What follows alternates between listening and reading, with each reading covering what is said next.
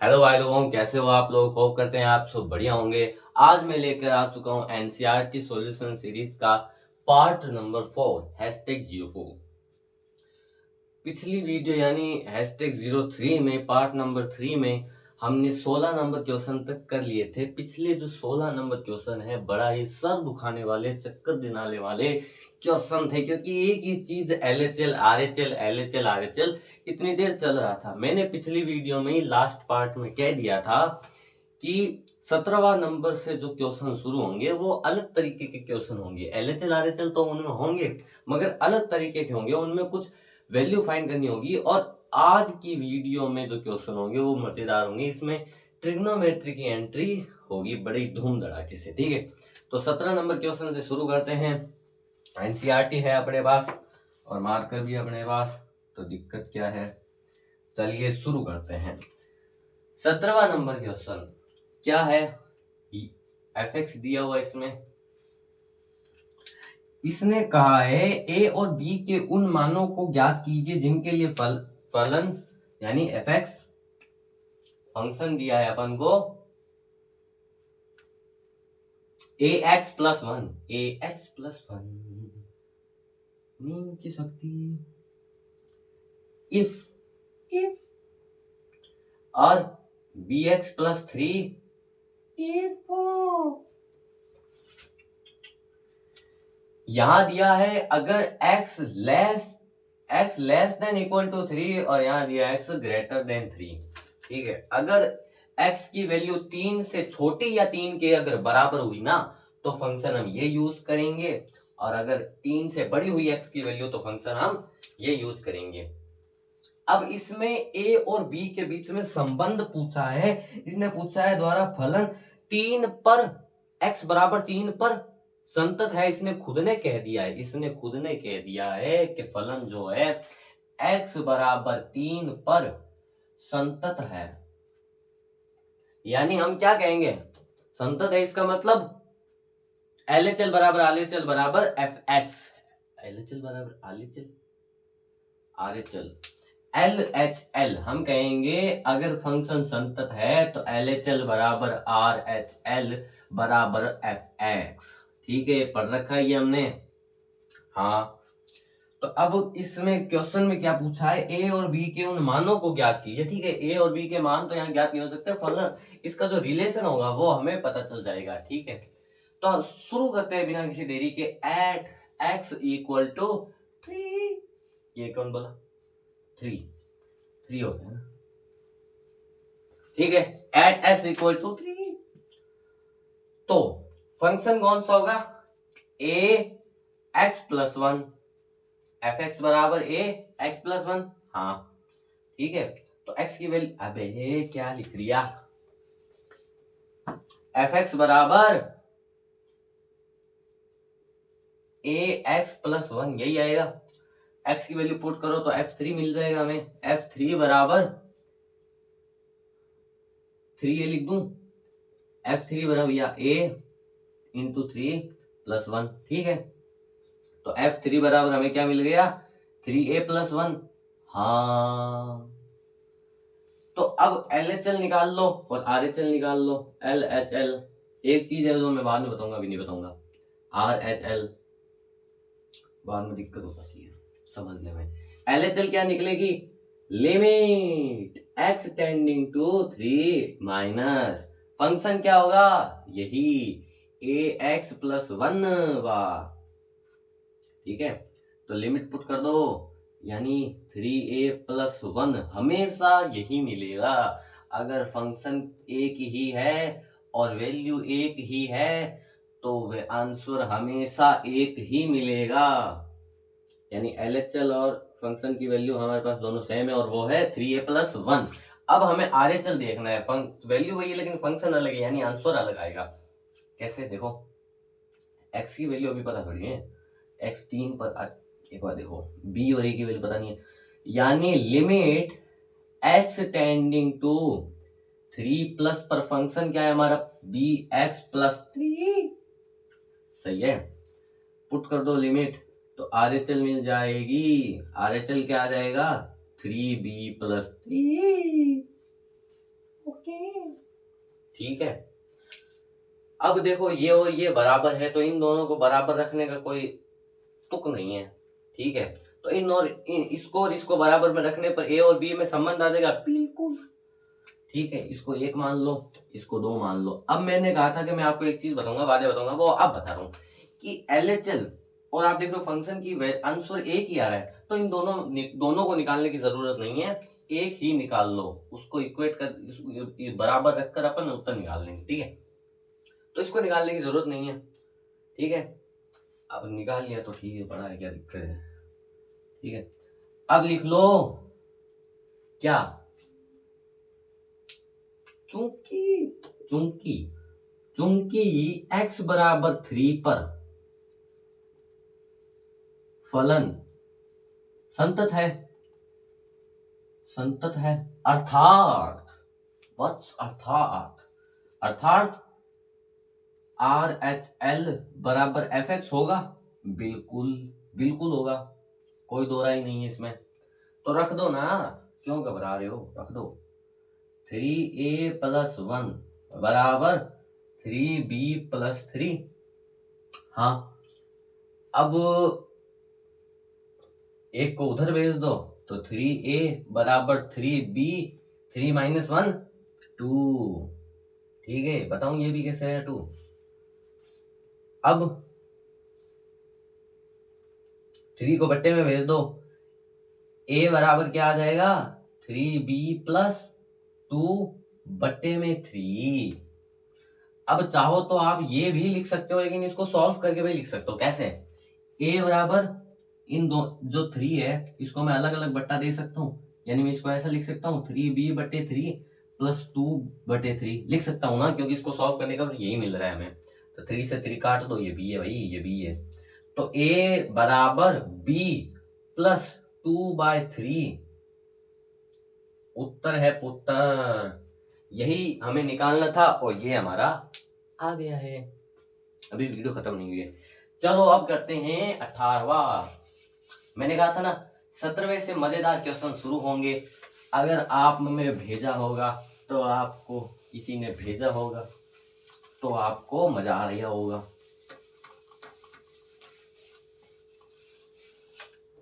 शुरू करो क्या 18वां क्वेश्चन क्या कह रिया, लैम्डा के किस मान के लिए क्या क्वेश्चन क्यों लिख दिया, लैम्डा के किस मान के लिए एफएक्स लिखो, एफएक्स हमारा एफएक्स फंक्शन दिया है हमें lambda x square minus 2x। अब लैम्डा आ गया तो इसका मतलब ये नहीं है फिजिक्स आ रही है, नहीं भाई, लैम्डा खाली है, फिजिक्स नहीं आ रही। यहाँ 2x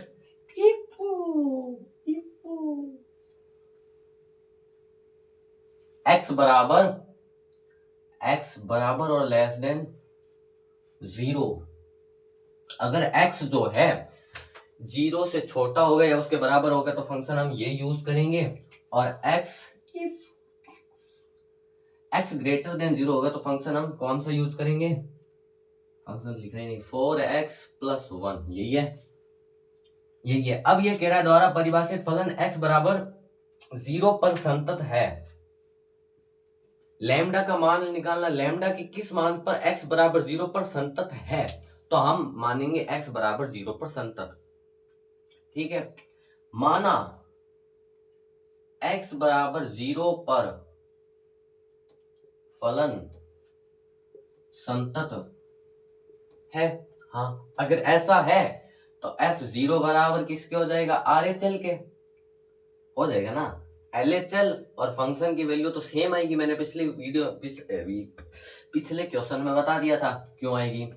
ठीक है, तो ये कंडीशन फॉलो करेगी अगर 0 पर संतत है तो। हाँ, तो at x equal to 0 fx क्या आएगा हमारे पास, x 0 है तो फंक्शन होगा ये, यानी lambda x square minus 2x, बिल्कुल इसकी वैल्यू 0, f0 हमारे पास निकलेगा क्या, लैम्डा इंटू में 0 का स्क्वायर माइनस 2 इंटू 0, यानी यहाँ हम ये आए, एक बार इसको यूं लिख लो, यानी f0 हमारे पास अल्टीमेटली 0 ही आएगा।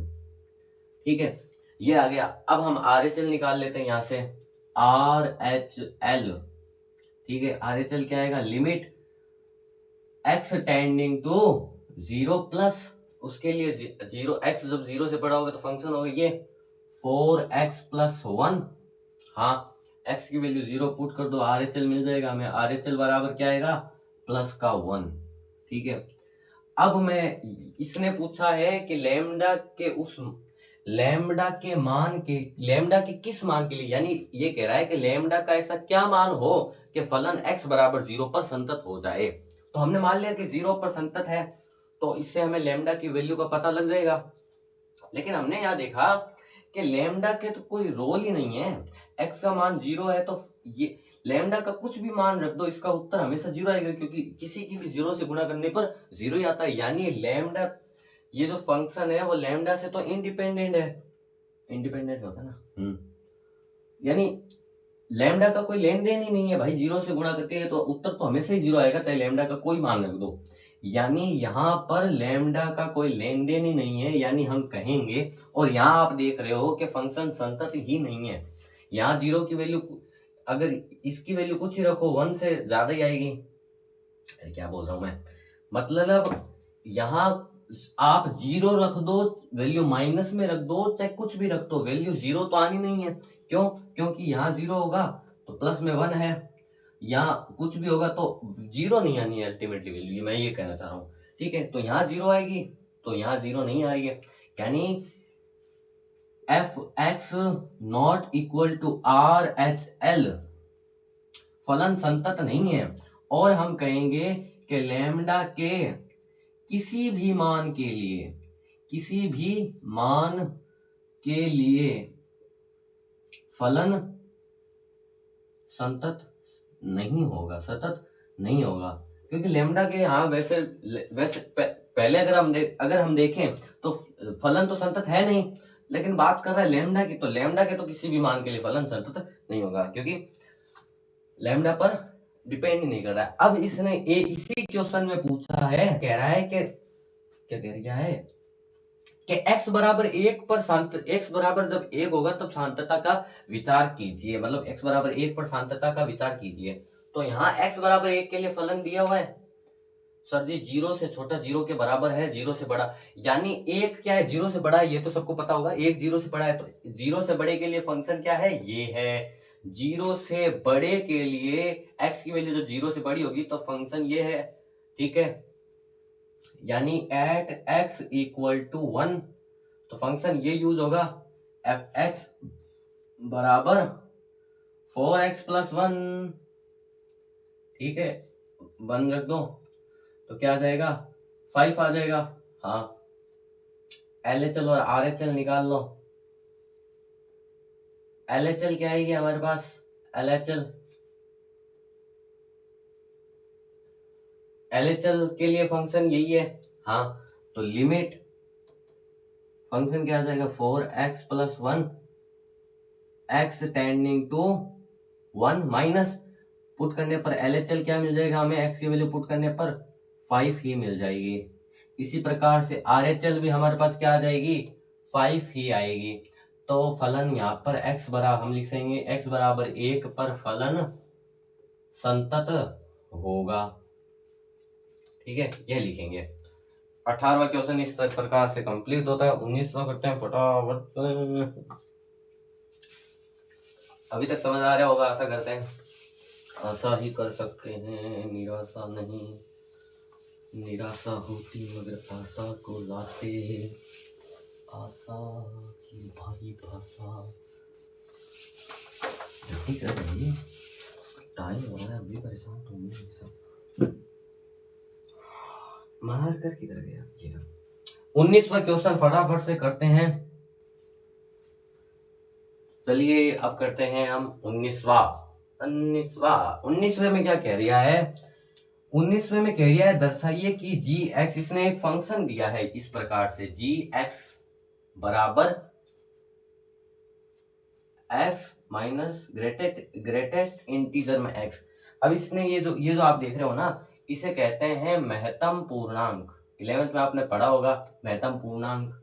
आशा करते हैं कि आपको आता होगा महत्तम पूर्णांक, इसे कहते हैं ग्रेटेस्ट इंटीजर। अगर नहीं आता तो मैं ऊपर ऊपर से थोड़ा बहुत समझा देता हूँ। जैसे देखो, अगर मान लो इसके x है अंदर और x की वैल्यू मान लो अगर 2.99 आ जाती है, तो ये ग्रेटेस्ट इंटीजर से इसकी जो एक्चुअल बाहर लिख के वैल्यू जो लिखेंगे वो 2.99 को हम 2 ही लिखेंगे, क्योंकि ये ग्रेटेस्ट इंटीजर, इसका ग्रेटेस्ट इंटीजर माना जाता है। ठीक है, 2 लेंगे। अगर यहाँ x की वैल्यू 2.001 भी होती तो हम भी तो भी हम इसकी वैल्यू 2 ही लेते हैं। मान लेते हैं x की वैल्यू 3.009 होती तो इसकी वैल्यू 3 लेते हैं, 3.901 होती तो भी इसकी वैल्यू 3 लेते हैं। ठीक है, इस प्रकार से ग्रेटेस्ट इंटीजर अपन ने 11th में पढ़ रखा है।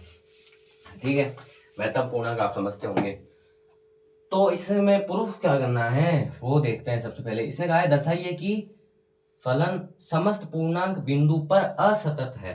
असतत है, ये प्रूफ करना है। तो देखो इसमें क्या कर सकते हैं हम। सबसे पहले तो हम मानेंगे, माना कोई x की वैल्यू दी नहीं रखी है तो x बराबर क्या मानेंगे, c, where c belongs to हमारा r। ठीक है, अब हम मान लेते हैं, ठीक है मान लिया। अब हम LHL निकाल के और RHL निकाल के देखते हैं। LHL और RHL निकाल के देखते हैं। LHL, ठीक है, LHL क्या आएगी इसकी, limit x tending to c minus, और c माइनस के लिए हम एक h मानेंगे, वो टेंडिंग टू 0 होता है, मैंने बेसिक वीडियो में पढ़ा रखा है। ठीक है, एक c मानते हैं, जो अगर LHL है तो c h जो है वो माइनस करते हैं x से, अगर RHL है तो x प्लस h करते हैं। ये LHL निकालने का, LHL मतलब लिमिट निकालने का तरीका था। हाँ, LHL और RHL निकालेंगे हम यहाँ। RHL के लिए limit x tending to c plus, बिल्कुल ठीक है। तो फंक्शन क्या है, यहाँ मानेंगे लिमिट h टेंडिंग टू 0, और फंक्शन हमारे पास क्या है, फंक्शन हमारे पास कहाँ गया, ये रहा x तो लिखेंगे नहीं, हम क्या लिखेंगे, x माइनस एच, LHL है तो x माइनस एच माइनस में गड़बड़ा गया, थोड़ा सा ज्यादा उधर हो गया ना, यहाँ लिख लेते हैं थोड़ा सा, limit x tending to c minus, हाँ बराबर क्या आ जाएगा, लिमिट x टेंडिंग टू, अरे x नहीं h टेंडिंग टू 0, और h यहाँ आएगा, यहाँ x माइनस h माइनस में ग्रेटेस्ट इंटीजर में x माइनस h।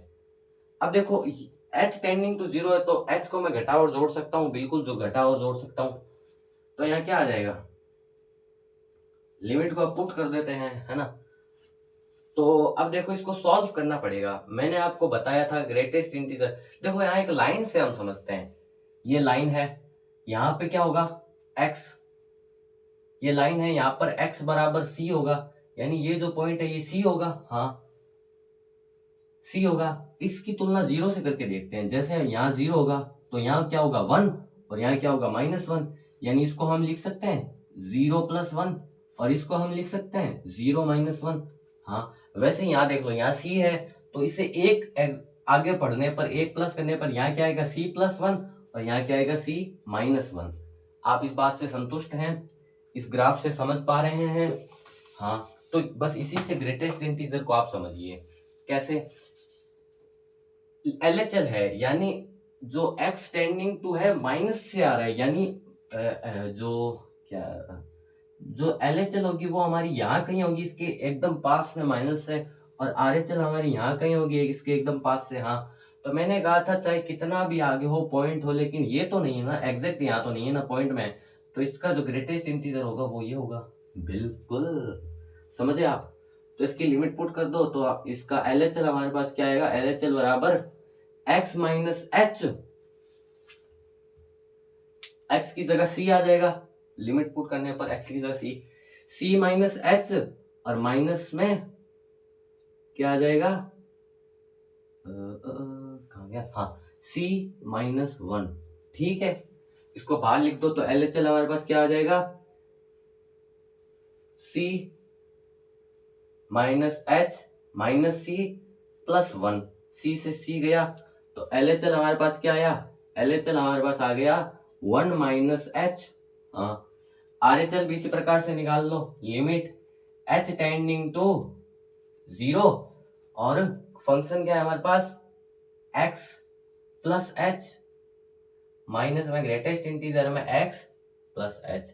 ठीक है, अब वही बात है RHL यहाँ होगी x से थोड़ा सा आगे, है ना, तो उसके लिए हमारे पास greatest integer c plus 1, c से एक अधिक, तो RHL हमारे पास क्या आ जाएगी, लिमिट पुट कर दो, x की वैल्यू c है तो c plus h minus c minus 1, सही है, यही है माइनस c माइनस, ठीक है, c से c गया तो RHL हमारे पास क्या आ गई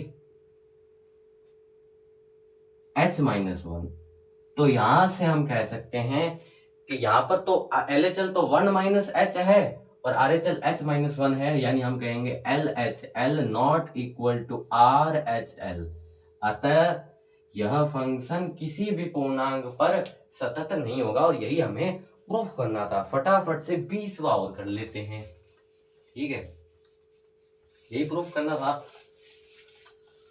देखो मजेदार क्वेश्चन आ रहे हैं, समझ में आ रहा होगा आपको।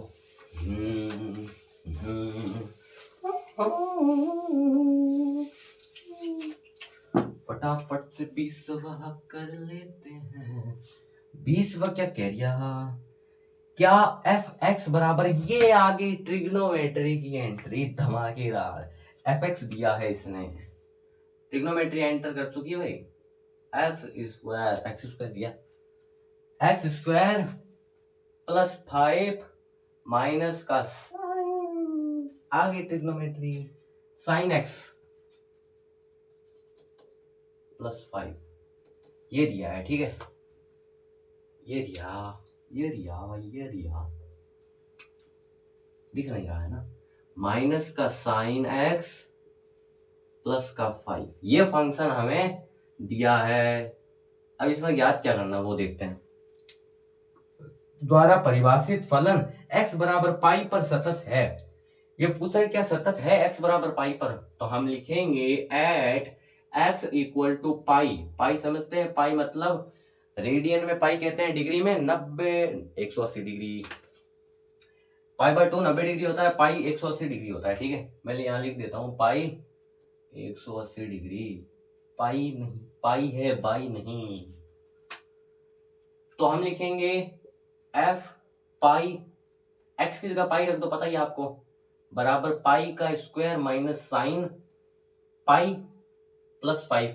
अब यहाँ लिख लो, चूंकि साइन पाई यानी साइन 180 क्या होता है 0 होता है, साइन पाई कुछ भी ले लो वो 0 ही होता है, पाई 0, 2 लगा दो आगे, 2 पाई 0, 3 पाई 0, 0 0 0 0, ठीक है, साइन कितने ही पाई हो, 2 3 4 5 सारे 0 होते हैं, ठीक है, ये हमने देख लिया। अब क्या है वैल्यू, आंसर निकालो, क्या है आंसर, क्या क्या है, पाई का स्क्वायर माइनस ये 0, तो इसको हटाई दो ना, प्लस 5, ठीक है, ये आ गया, ठीक है, एफ पाई की वैल्यू ये आ गई। LHL निकाल लो, RHL निकाल लो,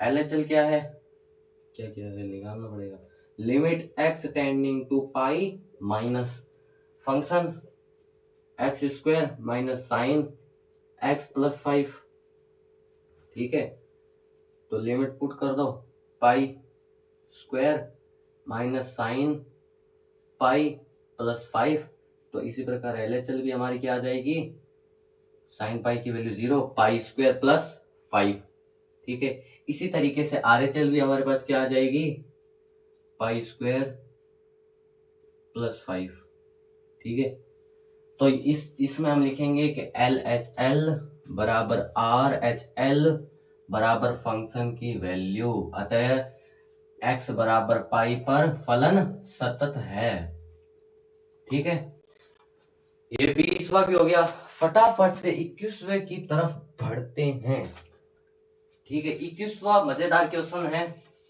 मैं कह सकता हूं मेरे लिए तो है, आपके लिए भी हो जाएगा, आप देखो 21वां मजेदार क्वेश्चन है रियली, ठीक है, 21वां मजेदार क्वेश्चन है, दोबारा बोल दिया, 21वें में 3 पार्ट है,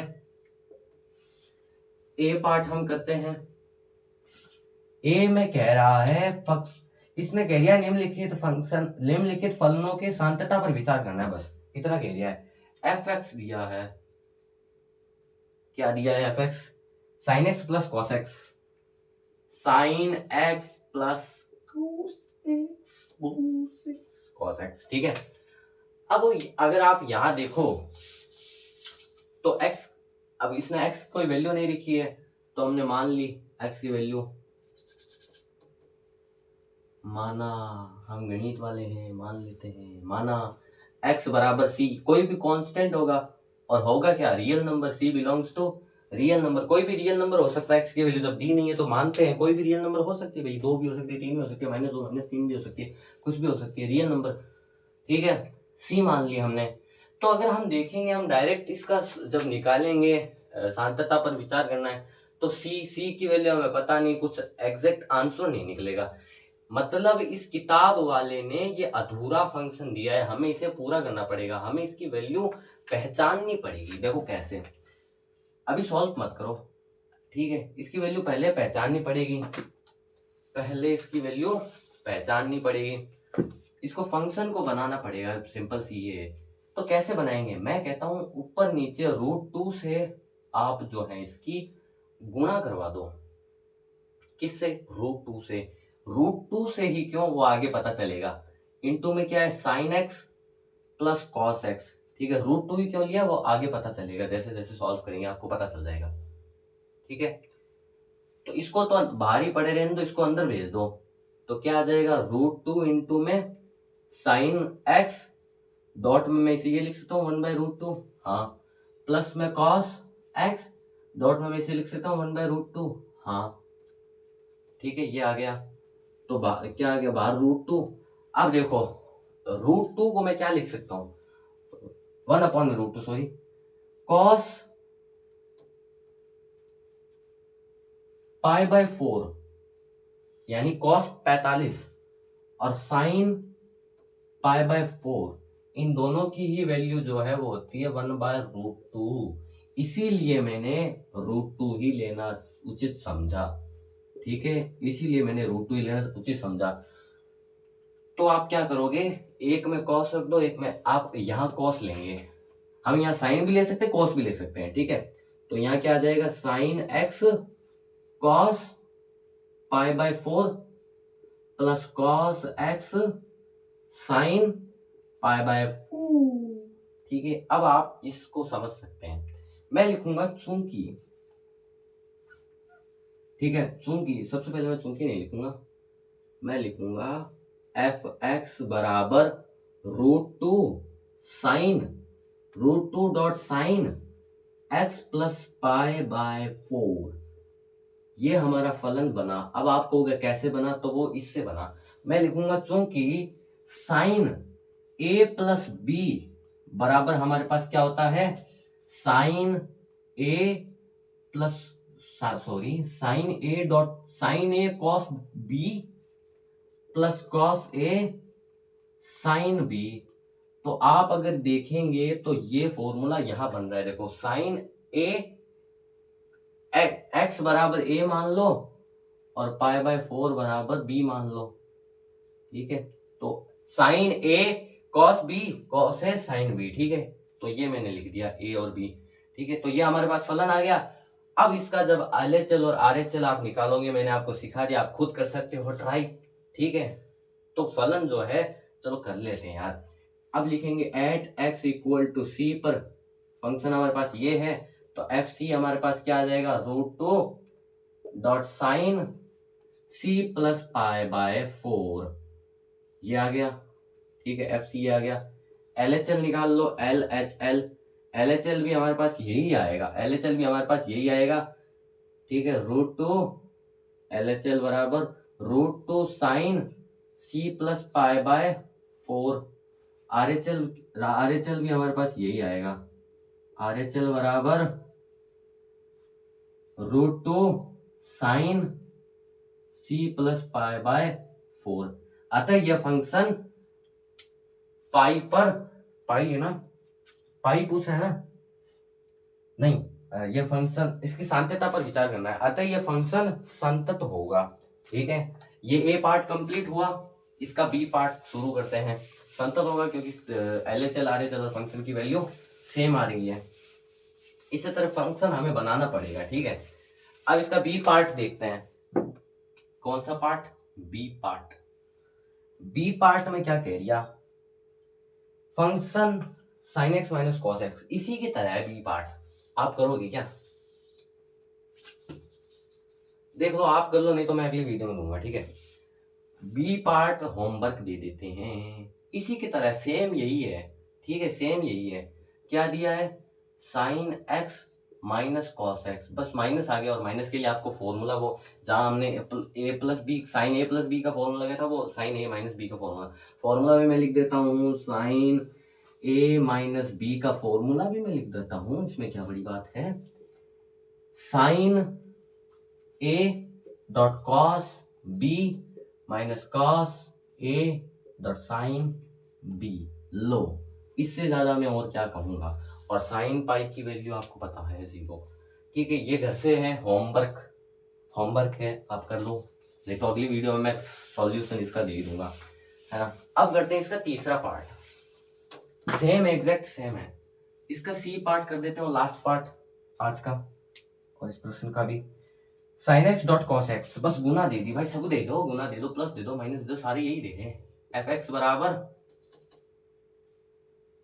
एक्स बराबर दिया है sine x dot cos x, ठीक है। ये बड़ा ही आसान है, और वो भी आसान ही था, ठीक है। अब इस पर भी सांतता चेक करनी है, तो फलन अधूरा है, पहले तो फलन को पूरा करो, ठीक है। ऊपर नीचे 2 से गुणा करा दो, क्यों करवा दो वो भी आपको पता हो जाएगा। Two sine x cos x, बस यही देखते पता चल जाता है 2। अब हम कहेंगे चूंकि साइन 2x का फॉर्मूला क्या होता है? साइन 2x का फॉर्मूला होता है सर जी 2 sine x dot cos x, ठीक है। ये फॉर्मूला आपने यहाँ देख लिया, तो हम लिखेंगे फंक्शन हमारे पास क्या आ जाएगा, साइन 2x अपॉन में 2। ये हमारे पास फंक्शन आ गया। LHL और RHL आप याद कर लो, हम लिखेंगे at x equal to c where c belongs to R any real number. तो एफ सी हमारे पास क्या आ जाएगा, साइन 2c अपॉन में 2, ठीक है। LHL भी यही आएगी, RHL भी यही आएगी, क्योंकि फंक्शन वही है, वैल्यू वही है। आप निकाल के देख लो, ज्यादा है तो। LHL बराबर साइन 2c अपॉन में 2, सेम यही है ना भाई, क्या ज्यादा गड़बड़ नहीं कर रहा मैं। RHL बराबर साइन 2c अपॉन में 2, ठीक है। अतः यह फलन भी सतत होगा ना, ठीक है, सतत होगा। अतः x बराबर c पर फलन जो है सतत होगा। आशा करते हैं आपको समझ में आया होगा, और मेरे ख्याल से ये बहुत ही इंटरेस्टिंग आपको प्रश्नावली लगी होगी। अगर लगी तो कमेंट में जरूर बताइएगा। तब तक के लिए अगले जो इसके पार्ट आएंगे वो भी ट्रिग्नोमेट्री पर भी है, वो भी मजेदार होंगे। और ये प्रश्नावली एंड तक अब मजेदार ही होगी। एंड का आप इंतजार कीजिए, फिर आगे भी बढ़ेंगे डिफरेंशिएशन पे भी। तब तक के लिए धन्यवाद, अगली वीडियो का इंतजार कीजिए।